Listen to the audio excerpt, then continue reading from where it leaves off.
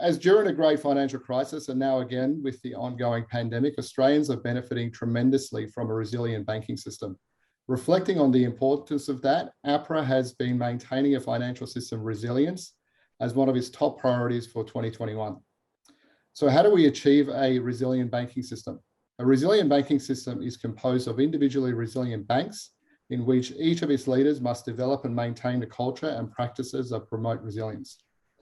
Together with ABNF magazine and Backbase, we have interviewed leaders representing a diverse range of banks, two of which are here with us today on the panel.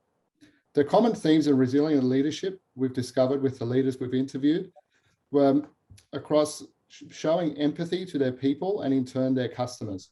These leaders typically have a very high EQ. They were adaptable and able to improvise, especially as we went through the pandemic, focusing on what they could control. They had the courage to take calculated risks and were comfortable to fail, learn, and pivot from the learnings. They were able to keep a positive mindset for their teams and communities that they served, which challenged all of us during the pandemic with both internal and external factors. These leaders are self-aware and very open to feedback and to be a better leader. I'm pleased to introduce you to Lexi Airey, CEO of Gateway Bank, David Marshall, CEO of Defence Bank, and Simon Burt, Head of Digital Customer Experience and Innovation at Newcastle Permanent. Welcome.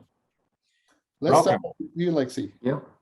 Your personal story around resilience is one that is really interesting and impactful. Can you talk to us through that and how that helped you staying resilient as a CEO and how that shaped your career? Okay, thank you.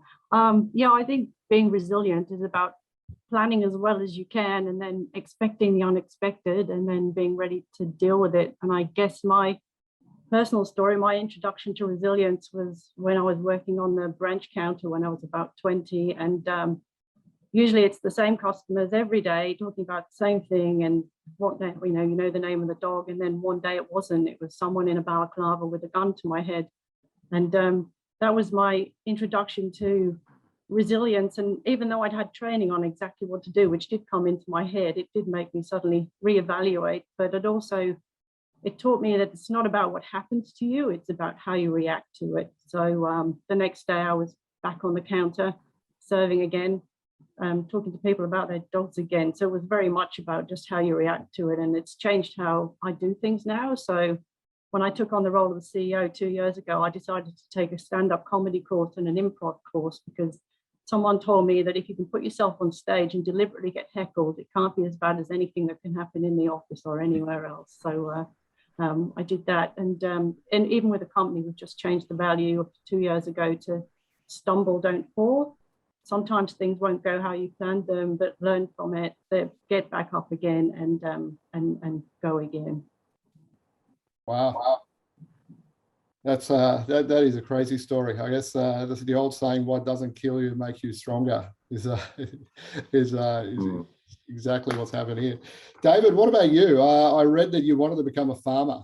All right. How did you end up as a CEO of Defence Bank? And what are some of the lessons you took from, wanting to become a farmer and how you've taken that into the banking industry? Yeah, well, I'd like to, look, firstly, great to be here.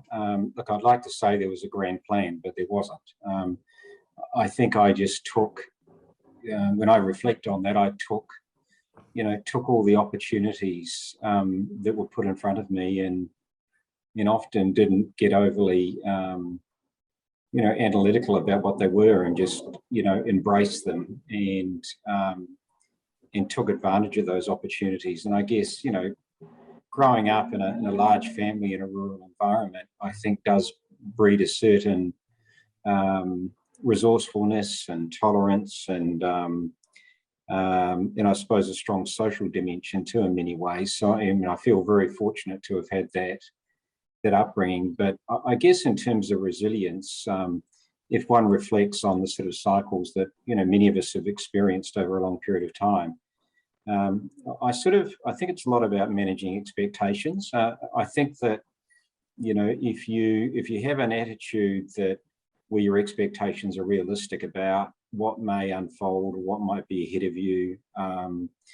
and that you don't overreact, don't, operate with a high level of predictability. So when certain things happen, your team or your organization know typically how you would react in that environment, even though the environment we've had is somewhat unusual in the last couple of years. And I think the other thing is that getting really comfortable with that relationship with uncertainty and ambiguity, and get really comfortable with making decisions and acting often without incomplete information. In fact, more often than not, without complete information, you might only have half the story, and be willing to make mistakes, providing one learns from those and use those learnings to grow and develop and empower your people. And that would probably be, for what it's worth, my sort of learnings over some 3 decades. Yeah. Well said. I think the key, there's a couple of key words I picked up there, but the one that sort of I think resonates with all of us is how do we empower our people? Because at the end of the day, being in leadership, especially over the last couple of years, we've been in fortunate positions to help steer the ship and help our people navigate through the changes that they've seen, both through personally and professionally. Now, with that, Simon, so if I can come to you, so how has being resilient helped you and your leadership team over the last couple of years? Look, I think personally, I probably have a similar story to Lexi, or somewhat similar, where I've sort of learned that resilience, and that was many years ago at an airport, Changi Airport in Singapore, and I was involved in setting up one of the bureau de change areas there, or multiple areas, and on the we went live at midnight. The next flight started coming in, the system crashed. And for 3 weeks we were manual. So we said, well, we can't stop, and we can't, and it was 24-hour. And what I learned in that time was just, you've just got to deal with what's in front of you and just continue on and maybe fix it in the background, but just get everyone focused on doing what they had to do to work through it. And and so many other times since I reflect on that, I tell that that story in a lot more detail. Of what that was like, and I've from that and many other things, I've just become comfortable in that environment where things are changing, or they're rapidly changing, or environment changes, and obviously COVID's been part of that as well. Where right, we're not doing this project all together here, we're all going to do it from home, and just adapting, rather than just working through what that might mean. I think what I've done from all of those, from many experiences in my career has become, I always seem to position myself as the calm one in these situations. So, someone says we've got this problem, and I always try and step back and take a deep breath and just try and, just try and establish the facts and work through and, calming everyone down who may not be as resilient, and often not, and actually let them get that confidence from you and your, that calmer demeanor, just to say, it's okay, we'll work through it, we'll find a way, we always do, and just really try and reassure them, and just work through the solutions. I think it's, I don't know whether it's a good thing or not, but I enjoy it. Yeah, absolutely. Look, that's I guess that's a good segue, right? There's an old saying that every cloud has a silver lining, right? And especially through the difficult times we've had through the pandemic, right, is also about seizing opportunities that present themselves. So I'm sure all 3 of you have found sweet spots to focus on during this period. So David, if I can maybe start off with you. Well, one of the mantras of Defence Bank is we want to reduce the effort that our customers make in their day-to-day banking. Can you tell us a little bit more about that, and how that was sort of amplified during the last 2 years or so? Yeah, look, absolutely. I mean, one of the things that we've adopted is quite a contrary, I guess, ethos to our strategy development and the execution of that, and that is that we're not great believers of multi-year digital transformations, which might sound somewhat contrarian. Some people would suggest it's the wrong strategy, but we do that because it's our view that you've got to sort of play a game you can win, and you've got to leverage the key points of difference that your organisation may have. And if you get rid of those key points of difference, you just become the same as everybody else. And we have a number of those. So I guess we've doubled down on those key points of difference, which is, embedded in our purpose, which is to serve those that protect us. And obviously our field of membership is the Australian Defence Force. But I guess the member effort piece came out of just that we wanted an attitude, I don't like the word culture, or a mindset of, reducing the effort that our members did in doing their day-to-day banking every day. So making sure members didn't have to tell their story, the same story, to 5 people, making sure our members didn't have to sign an inordinate amount of documents, making sure that we try and do most, or if not all, of our engagements with members in a paperless fashion.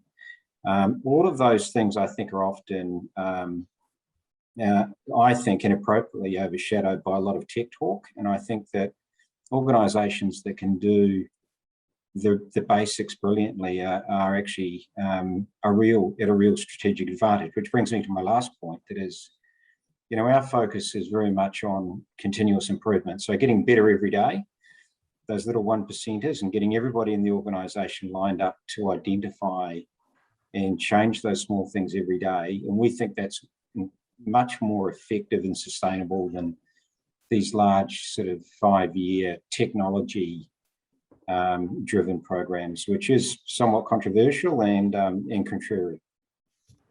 Absolutely. And look, coming from the tech industry, I can tell you that I think the days of these 5-year programs are well and truly over. The world around us is changing so quickly, and consumers and businesses want such a different experience that we just need to be agile enough to be able to address what the customer of tomorrow wants very, very quickly. So with that, Lexi, your experience? I think there's been a number of silver linings. During COVID, our employee engagement score has gone up to 91%, which benchmarked against others, top decile. So, and 100% of our employees said that they see the values around them, exemplified around them. And we managed to launch 2 Australian firsts as well. One of them was our eco card, plant-based eco card. But at the start of COVID, just as we were about to go into lockdown, we were sitting wondering whether we should push the button on our new home loan system or not. But now we wouldn't think twice about that. We would do it and know that we can collaborate. We've got the tools to collaborate, and no one had heard of Teams at that point. And so all that collaboration has helped us do more, but also we know a bit more about each other as well from a cultural perspective. So I've done someone's annual review whilst a rabbit was dropped on their lap by one of their children, and they spent the annual review like Dr. Evil with a rabbit, calming a rabbit. So it's helped us, technology and culture, although we all desperately want to come back and see each other, in the office as well. But also we've digitized a lot of things, I guess, through necessity that might not have happened as quickly. And but we've also been able to focus on, you can't digitize empathy. So we know now what means, well, we knew before, but now it's been emphasized what's more important to the customer, where you digitize what should be, and you still have that human touch as well. So in the call center, we say we have an Elizabeth and we have a Daryl, we don't have an Alexa. So. Oh, absolutely. You're very, very much aligned and agree with you. And I often say, you can digitize a process, but you can't digitize a relationship. And I think that's, especially in banking, that's sometimes we lose sight of that, when we look at technology and all the greatness that it can provide. With that, Simon, Newcastle Permanent, what have you guys seen? Oh, we've seen a lot of things similar. As Lexi said, our employee engagement scores have increased during that time. I think it's been a great opportunity to wrap our arms around people and make sure they understand, we're there for them and we're trying to look after them. And, I think those moments like the rabbit or like the kids coming in the background and everyone, now nobody bats an eye. It's just, everyone's quite comfortable. And I think, sometime before COVID anyway, no distractions, no tech, and then, everyone just gets comfortable with it. And I think that creates that sort of deeper relationship with people. But also, I think with all of the, in the last 2 years in particular, we have we say digital with a human touch. And, COVID that's really sort of been birthed out of the COVID period, where we've been able to leverage a lot more digital tools, digitize a lot of processes, but making sure that our people who we're renowned for, our people, and the service they deliver, the frontline people, how do we connect those people up with people who aren't physically or face to face in front of people, and really have embarked on that strategy around how do we leverage digital but bring our people into the digital world, leveraging some technology in our call center but linking in all of our branches, and really allowing customers to choose how they talk to us, whether that's be by phone or of course walking into a branch, but equally you can connect with those people in the branch or the call center, wherever they might be, just via phone, via voice, via chat, via email, etc. So it's really allowed us to meet our customers' needs. We've seen a growth in chat and typed interactions, in particular as people are sitting behind screens and multitasking. And rather than just building that into our call center, really having those great the great customer skills which are sitting in our branches, with less and less foot flow, and of course with COVID even less so, and really linking them up. So I talk about it as being bringing those people, our frontline people, into the digital world. And it actually happened to me the other day. I made a call and I said, "Oh, where are you?" And they said, "I'm in Grafton." It was that real my baby's growing up moment. The strategy's realised, and you didn't even know. It was fantastic. Awesome. Well, look, I was reading an article a couple of weeks ago, and I think we've all heard this, right? I think McKinsey was saying that due to the pandemic, COVID, it's accelerated digital transformation by a number of years, right? And one of the things that we've all seen again is that change in consumer behaviour, whether we look at our own lives around how we consume goods and services today to compare to the way we were, say, 3 or 4 years ago. But that change is something that we need to address. Now, what we've also seen is disruptors, fintechs, neobanks, with digital-only solutions, taking advantage of that change of mindset and change of behaviour in consumers and entering the banking space. So, Lexi, if I can sort of pick off something you said on the ebook, you guys don't see fintechs and other businesses as competition. You see them as potential partners. Can you tell us a little bit more about how that technology and that partnership sort of fits in with your overall strategy? Yeah, we'd rather be considered a partner than a customer. We'd rather work with people. Our rich home loan system recently, it was more about working in partnership and developing the product before it was launched, and we're only small, but we can help people in a mutual way in a partnership like that. And also we spend a lot of time working on our API stack so that we can clip in and out as well with partners, and if it's working and if it's not working, and we can change it over and provide more things to meet customer needs that way as well.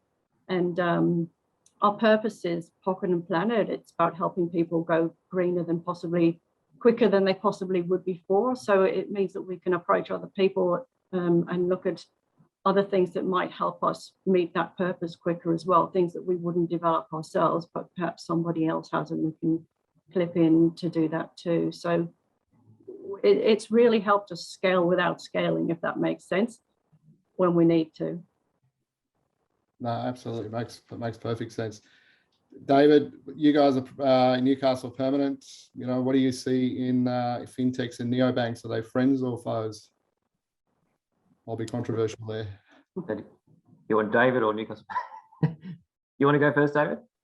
Yeah, look, I agree with Lexi. I mean, I think, you know, fintechs, you know, we see fintechs as partners, you know, and where they can bring value outside your traditional technology infrastructure, and how and when that can be integrated in an effective way. You know, if you can't get what you want from your traditional vendor, I think it's important. The flip side is that you can also get seduced with a lot of this, and you've got to be very careful that that you know, you actually are putting in functionality from fintechs, and for that matter anywhere else, that actually your customers actually want, not necessarily what your IT department think they want. And so, you know, we all have finite amounts of capital and budgets, so we've got to be very careful that we, you know, that we spend the money in the right areas. I agree. I think you know, sometimes certainly the partnership piece is important as opposed to the threats. You know, looking at the solutions that they offer and where we can partner with a fintech or, you know, other organisations to deliver technology that either we can't on our own, or we don't have the capability, or it just doesn't make sense. You know, to actually engage the experts in, you know, whatever the relevant field is. And the way we approach those things is to, you know, in terms of that partnership, is really trying to understand what the problem is and solve it together. So the partnership is about solving the problem. I often find there's, you know, really great technology. David mentioned, you know, the IT department, you know, but the IT department says, you know, isn't this a great piece of technology? And sometimes I look at that and think, but what problem is it going to solve? It looks really cool, but is it a problem that we have as an organization, you know, to digitize, or is it something our customers actually need? You know, how would we apply it? And I think, you know, we've really, you know, really thought differently about that recently. For example, with our mobile app, you know, it's easy to get lost in, you know, the detail of certain features. You know, wouldn't it be really cool if we could do X? But if we haven't got enough scale of people on that app, then, you know, the whole investment, you know, whatever we do, open banking or anything in the future, doesn't actually make a lot of sense.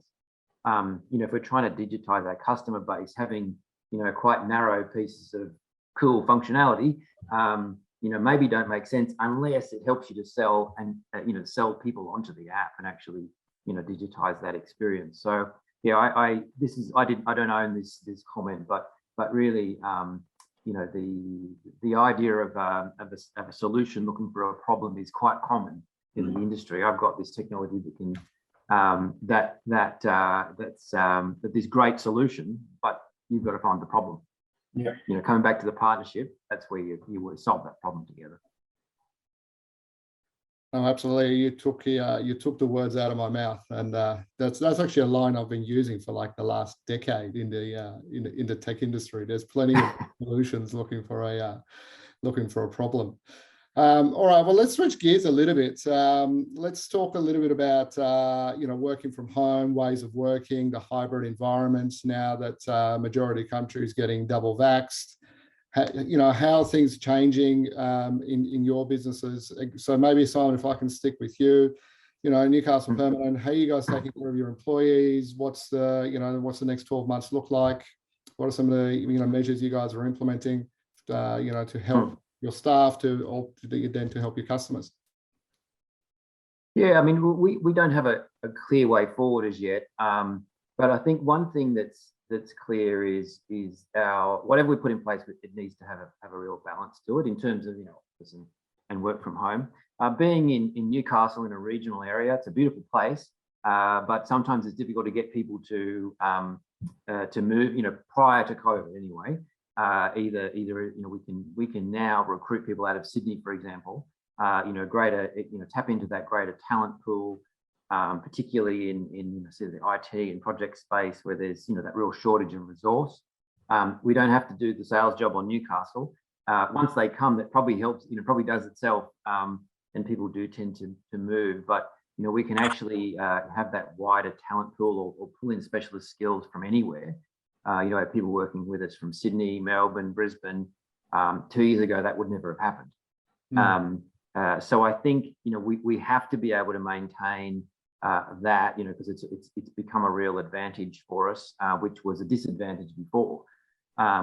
So yeah, finding that level of balance where people can work from home. Obviously, it's role specific, but even in some of our more manual processes, like our settlements team, for example, where we were still printing loan agreements and sticking them in the mail, adapting things like DocuSign so people can work from home doing that as well now. Yeah, and finding that balance. I think there's a real mixed bag of people's.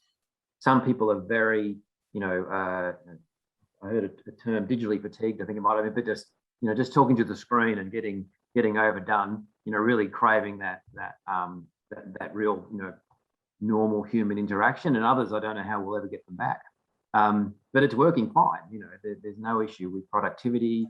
That's been the surprising and impressive thing that people have just adapted.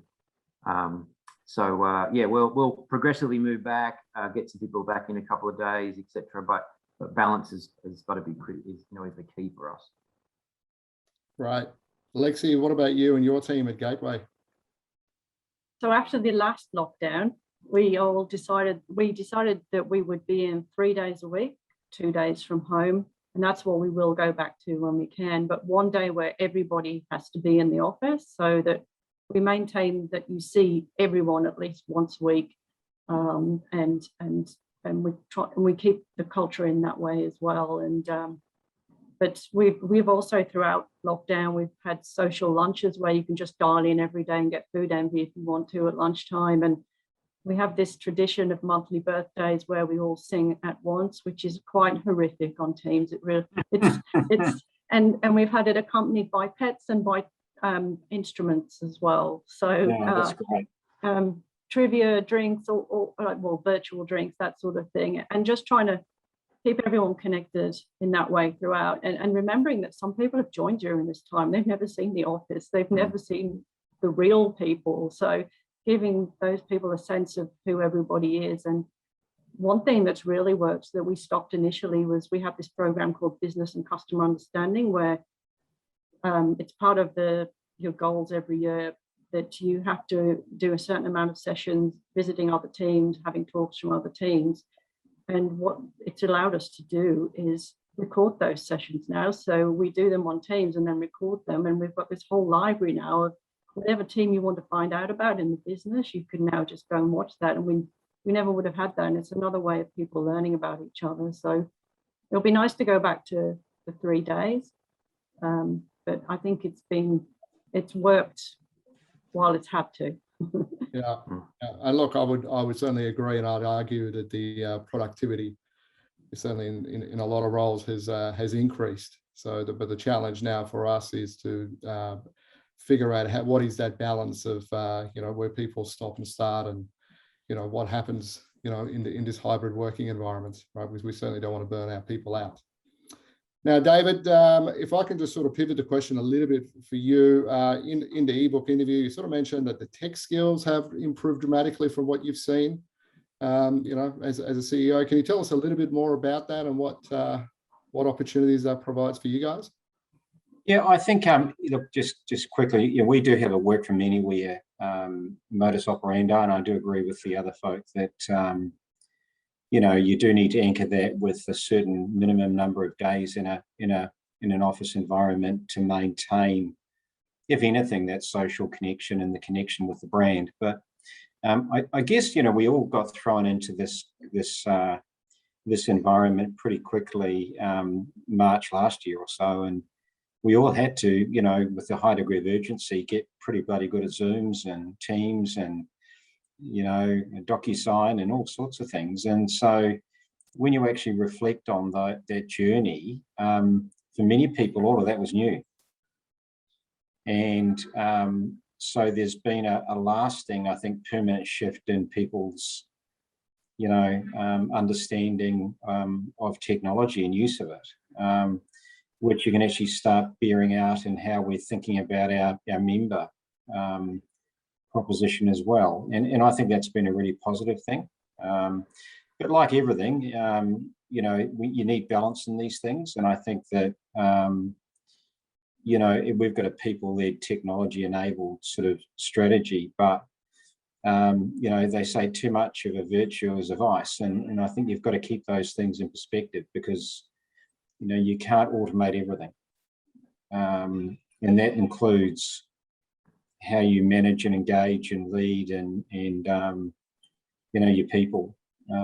It's critical. So, yeah, I think everybody would say they've learned a lot. Boards of directors have also pivoted to a new modus operandi, virtual AGMs or hybrid AGMs, probably more the orthodoxy for this year. And I think all that's really exciting. Absolutely. All right, well, thanks for that, David. Lexi, Simon, before we end, I'd like to ask you guys a personal question. What would be your advice for people that want to follow in your footsteps? So Simon, if I can sort of start off with you. Well, I have a reputation for pushing people in the deep end. And I always say to them, I know you can swim, even though you don't think you can. But I think we talked about resilience earlier and having a calm approach. You know, while it might, when I push you in, it might feel like you're frantically swimming. I know you're not going to be, you'll be okay. And so I think, you know, be resilient, be calm, you know, be measured, but you probably have to run fast as well. Excellent. David, are you known for pushing people in the deep end of the pool? Yeah, no, I mean, I think leadership, I think temperament, I think Simon mentioned, temperament's really important. Temperament and predictability. I mean, inevitably things are never as bad as they may seem. And you responding in a predictable manner is really important. And I think the other thing is where mistakes do get made, and they do, and they always will, is that's fine, providing, you know, people take accountability and learn from it.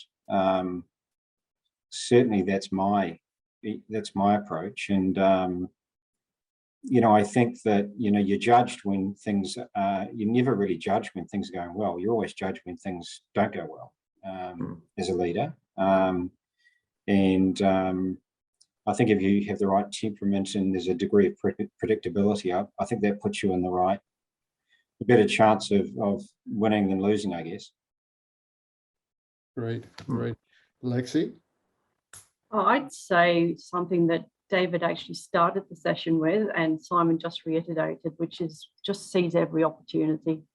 The scarier and the least on your plan the possible. Just take every opportunity that comes your way, and if they don't come, just try and make your own. Awesome. Yeah, I like that. Yeah. Well, Lexi, David, Simon, thank you very much for your time today. It's been quite an insightful session. We love having you on board, and you know, talk to you soon. Thanks, guys. Thanks, Lexi and Simon. Nice to meet virtually. Yeah. Thank you. You too. Bye.